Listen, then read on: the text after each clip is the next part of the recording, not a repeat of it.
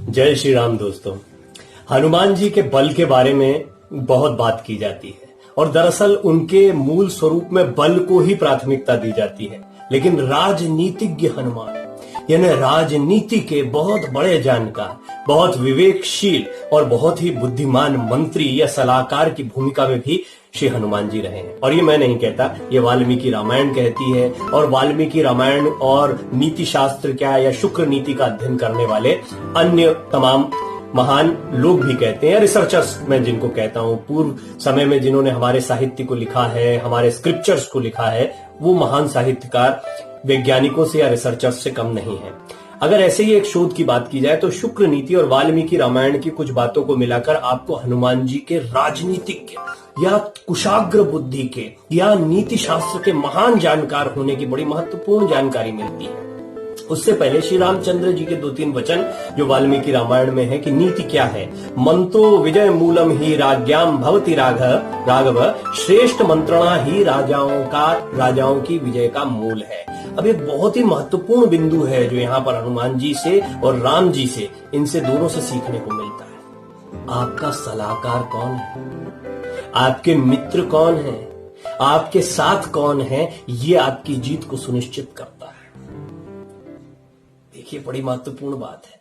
और कौन खड़ी खड़ी बोली आपके सामने बोल देता है, यानी आपकी गलतियों को भी आपके सामने उजागर करके रख देता है, क्योंकि आपका हित उसके लिए सर्वोपरि है। हनुमान जी ने भी ऐसा किया।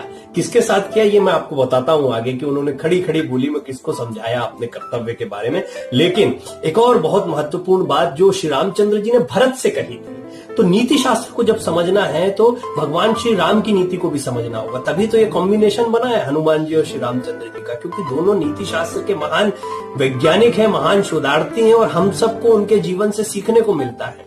तो रामचंद्र जी कहते हैं, भरत से शस्त्राण्यपि मूर्खाणाम यद्दुपास्ते महीपति अथवाप्युयुतान्येव नास्ति तेषु सहायता। एको अपमात्यो मेधावी शूरो दक्षो विचक्षणः राजानम राजपुत्रम वा प्राप्येन्महतिं श्रियम्।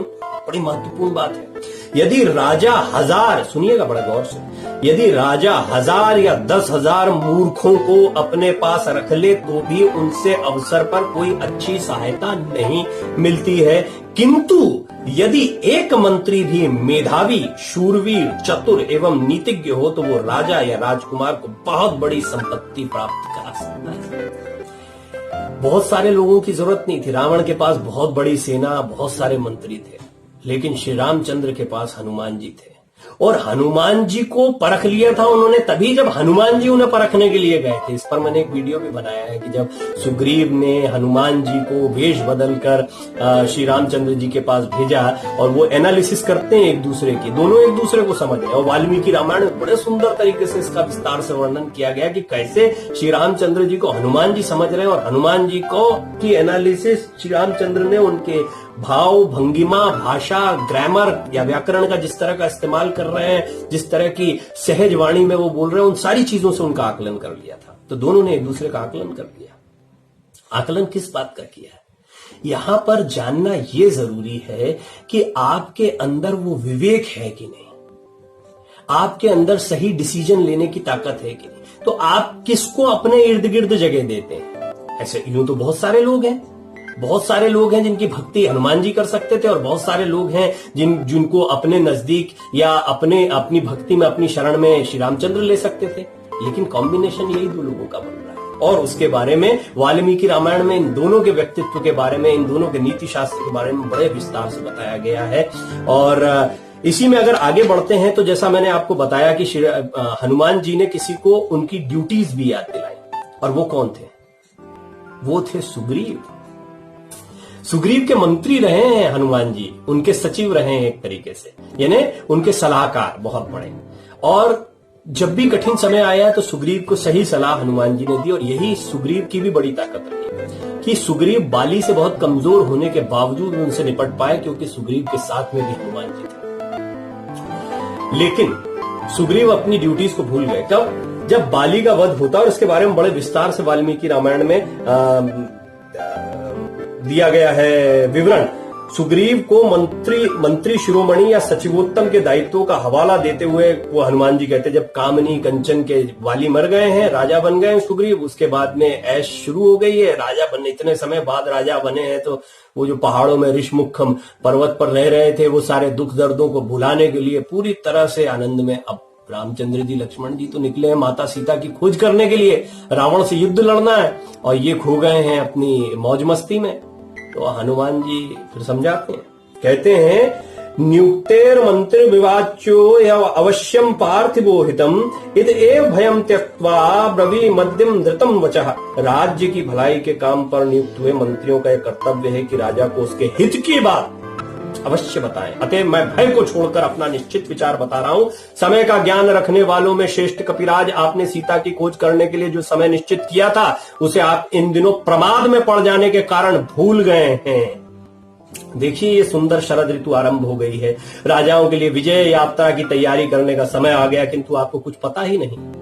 इसी तरह से एक्सप्लेनेशन है कि वो लगभग डांटने की मुद्रा में, राजा है सुग्रीव, उसको समझा रहे हैं, सुग्रीव को समझा रहे हैं कि भाई तुम भूल गए हो, कर्तव्य, मित्रता, इन सब के मायने सिर्फ ये नहीं कि तुम्हारा काम निकल गया है, बाली मर गए हैं, तुम्हें राज्य मिल गया है, तो अब शांति से तुम बैठ जाओ।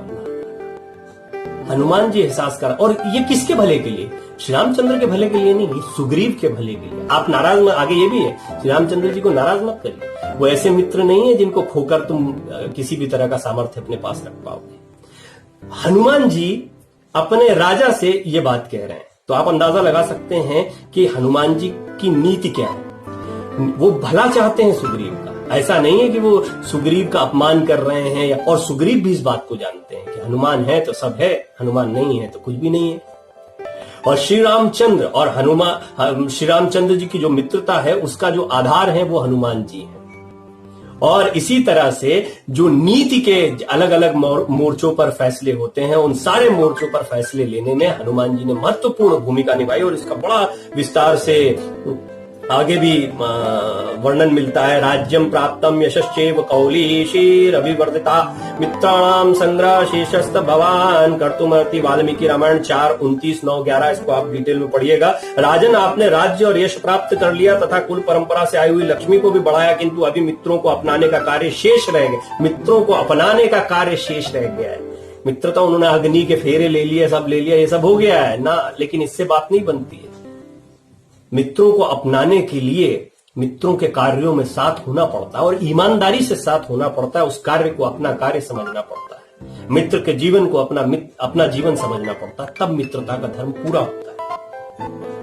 राजन, आपने राज्य और यश प्राप्त कर लिया, लेकिन अभी भी मित्रों को बनाने की परंपरा में आप पीछे रह गए, ये कार्य शेष रह गया है। जो राजा कब प्रत्युपकार करना चाहिए, प्रत्युपकार, जो उपकार हुआ है उसका बदला चुका, प्रत्युपकार, आप पर उपकार हो चुका है, इस बात को जानकर मित्रों के प्रति सदा साधुता पूर्ण बर्ताव करता है, उसके राज्य, यश और प्रताप की वृद्धि होती है। राजन, जिस राजा का कोष, दंड, सेना, मित्र और अपना शरीर, ये सब के सब समान रूप से उसके वश में नहीं रहते, वो विशाल राज्य का पालन एवं उपभोग नहीं कर सकता। पहले खुद को काबू में करो, तब तो ये राज्य को काबू कर पाओगे। ये हनुमान जी बोल रहे हैं सुग्रीव से। अब वाल्मीकि रामायण में कथा तो पढ़िए, हनुमान जी की पूजा तो यहां से होगी, हृदय से, यही है, लेकिन साथ ही उस नीति को भी समझिए जो भगवान वाल्मीकि समझाना चाहते हैं। भगवान वाल्मीकि स्वयं भगवान श्री रामचंद्र और स्वयं भगवान श्री हनुमान जी की वाणी को लिख रहे हैं, और ये बता रहे हैं कि नीति शास्त्र क्या कहता है। मित्र जीवन में बहुत महत्वपूर्ण है, सही मित्र, एक गलत मित्र। ऐसा नहीं कि मित्र रावण के साथ नहीं थे, लेकिन हाँ में हाँ मिलाते थे, अय्याशी में साथ रहते थे, जय जयकार करते थे। और उसको आगे आपको याद होगा कि सचिव वेद, देखिए बहुत बढ़िया है, मैं जो सोच रहा था वो चीज मुझे मिल भी गई। सचिव वेद गुर तीनी, जो प्रिय बोले भयास, राज धर्म तन तीन कर, होई बिगे ही नास। अगर ये तीन लोग यानी सचिव, वेद और गुरु, सचिव, वेद और गुरु, ये किसी भी डर से आपके सामने मीठी मीठी बातें बोलते हैं, तो समझ लो सत्यानाश हो गया, राजा का नाश हो जाएगा। ये तुलसीदास जी ने भी लिखा है, वाल्मीकि रामायण में और विस्तार से इस पर बात हुई है। तो कुल मिलाकर ये मीठी वाणी बोलने वाले दोस्त नहीं होते हैं, ये अय्याशी में साथ में रहने वाले दोस्त नहीं होते हैं। दोस्त वो होते हैं जो कठिन समय पर भी आपका साथ नहीं छोड़ते, आपकी परेशानी को अपनी परेशानी समझते हैं और प्रत्युपकार, किसी उपकार को भूलते नहीं हैं। यदि उपकार हुआ है तो उसको चुकता करते हैं। ये नीति है, हनुमान जी की नीति है, और हनुमान जी की नीति से आप मित्रता की नीति को सीख सकते हैं। यूं तो ये इतनी अनंत कथा है कि जब मैं इसको बोलना शुरू करता हूं तो मन करता है कि क्या क्या ना आपसे कह जाऊं, क्या क्या ना श्री हनुमान जी के चरित्र के बारे में आपको बता जाऊं, लेकिन वीडियो की एक सीमा होती है। मैं उम्मीद करता हूं कुछ छोटी सी बात हनुमान जी की नीति और मित्रता के विषय में जो वो बात कहते हैं, इस पर मैं आपके सामने रख पाया होगा। जय श्री राम, जय वीर हनुमान जी, आपका मंगल हो, ऐसी शुभकामनाएं।